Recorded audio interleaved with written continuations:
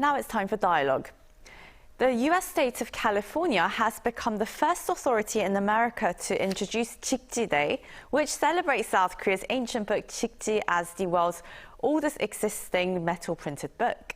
And while many acknowledge that Johannes Gutenberg printed the 42-line Gutenberg Bible in Germany around 1455, it remains largely unknown outside of East Asia that Jikji is in fact the world's oldest surviving book printed from movable metal types, and it was actually printed 78 years earlier in Cheongju, South Korea. So under a resolution introduced by Californian Assemblyman Seokho Choi, the US state of California will now celebrate Jikji Day on every September 4th from this year going forward. We discussed the significance of Korea's printing invention and what it means to us in the modern day with the very person behind the designation of Jikji Day.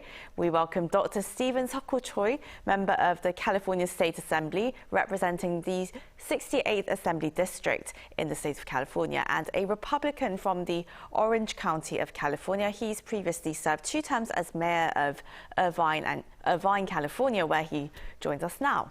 Very warm welcome to you. Thank you so much for joining us. Well, thank you very much for inviting me.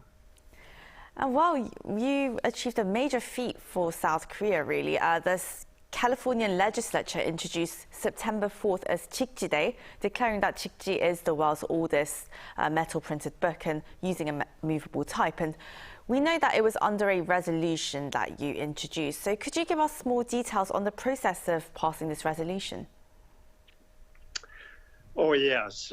As a first generation immigrant to America from Korea, I have been very active introducing many different kinds of resolutions to the state legislature here in California. This year, brand new 2 significant resolutions I have introduced. One of them was HR 105 for Jikji Day, declaring September 4th of this year as a Jikji Day, and onward forward every year. September 4th will be a Jikji Day in Korea. And the motivation of that Jikji Day introduction was prompted by the Jikji Day promotion group, Dr. Koo Eun-hee in Northern California, among others, also including in Southern California. Myself, I majored in library science for my master's degree, and then also PhD in library and information science. At the time when I was graduating, I had a little bit of time and did some research on Jikji printing, which was about 78 years earlier than Gutenberg. And then I published an article about that in the U.S. Scholarly Journal, Bibliographic Society of America. And interestingly, next year, the article was picked up by Gutenberg annual magazine, which was published in a very thick form of a book. And my article was listed as a top article, even though my article was claiming that Korea's movable metal type printing was ahead of Gutenberg ages. It was very interesting, and it was a form of acknowledging my article. And so I had a deep connection with the Jikji printing, and then I had some knowledge on that.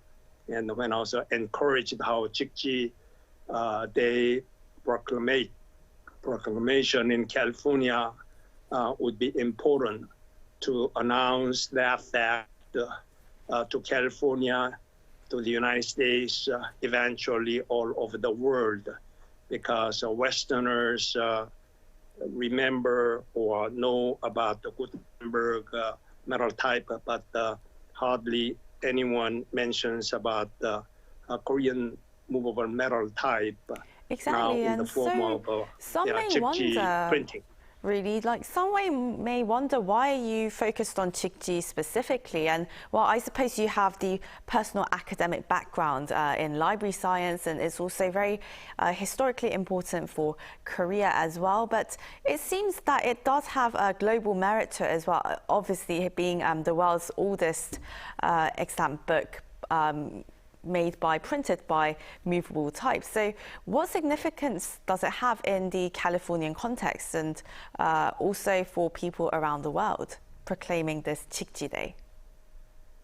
Yeah, as California is the home of probably the largest number of Koreans living in the United States, and our next generation, second generation, and third generation Korean Americans need to understand who we are, our heritage, and among many other things that we can be proud of. And as I described a while ago, Gutenberg printing is not the oldest metal type printing, but in fact, Korea had advanced knowledge ahead of Gutenberg ages.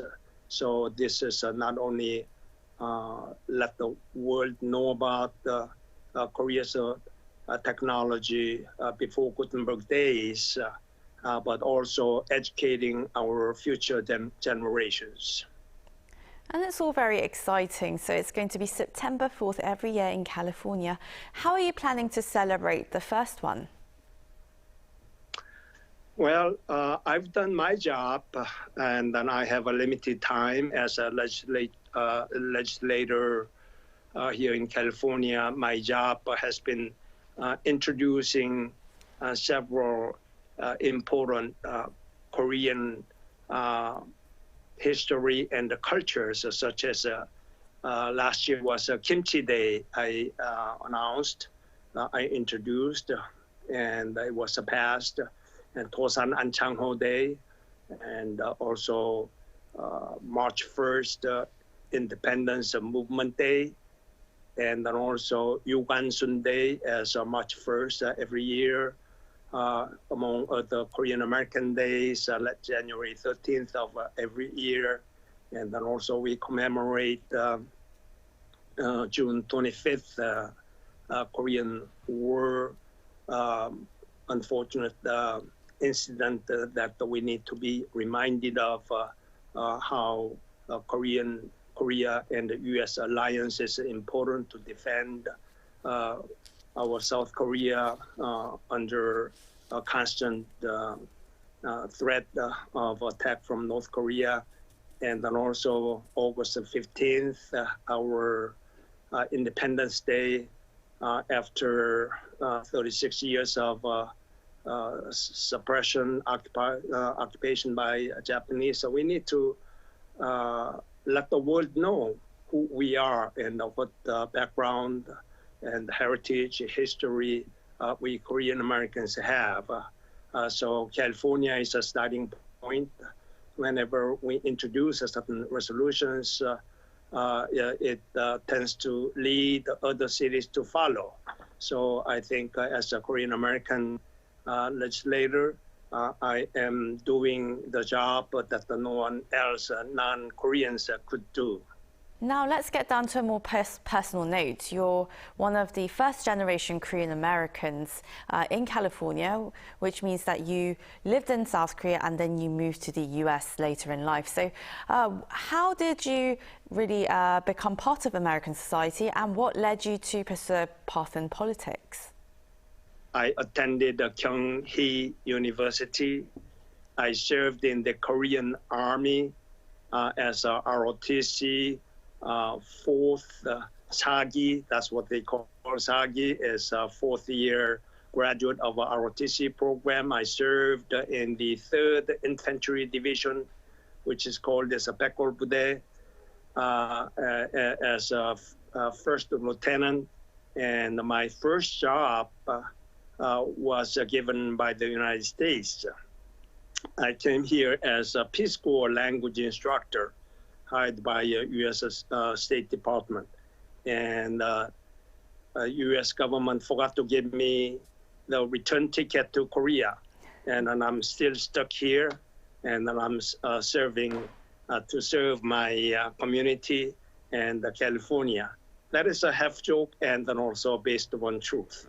Well, everywhere you go, it seems that you are serving your community, whether it was in the Korean Army and whether it's abroad in America, which has now become your home. And well, why is it so important, though, to declare these Korean culture-related days abroad at all, especially in this age where K-pop and many different aspects of Korean culture is being enjoyed?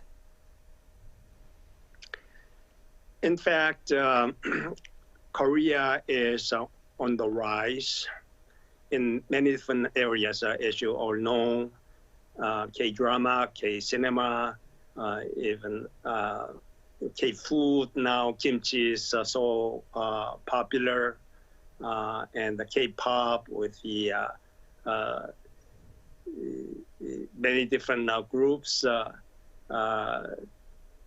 And we know many parts of the world enjoy all the K-drama everywhere.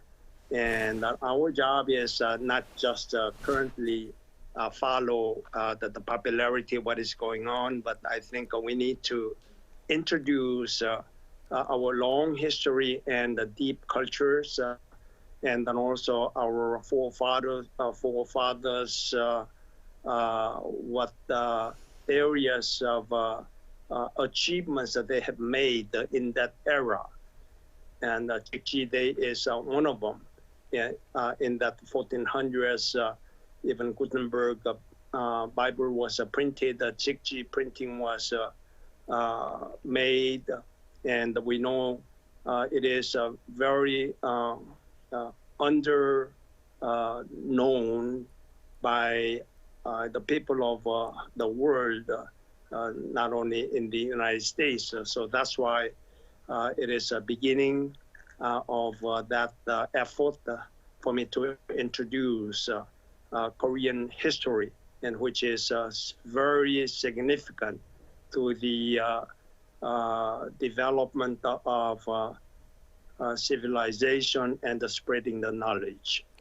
And well, of course, now we have to ask, well, recently in the US, there's been a growing number of hate crimes being committed against Asians in America, and we've seen increased efforts to tackle this violent phenomenon. Well, how do you think this issue needs to be dealt with, and what are you hoping to see?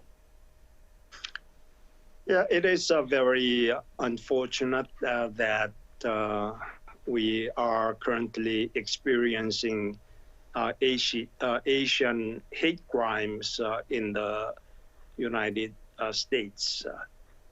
Here in California, that we also see many different incidences occurring in big cities and even small cities in Los Angeles, San Francisco areas, among other cities.